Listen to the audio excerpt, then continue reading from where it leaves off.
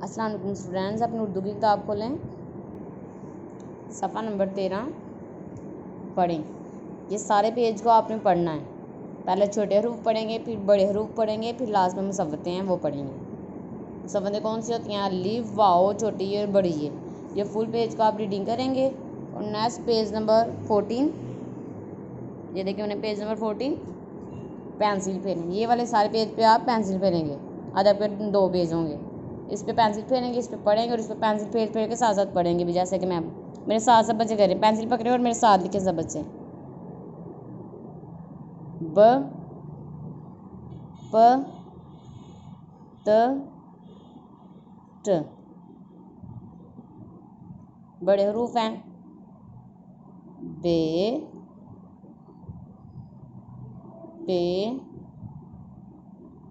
ते टे। जैसे मैंने लिखा अभी फुल पे ऐसे लिखेंगे। मुसव्वतें अलिफ, वाओ, छोटी ये, बड़ी है, ऐसे। अब अपनी उर्दू की अमली किताब खोलें।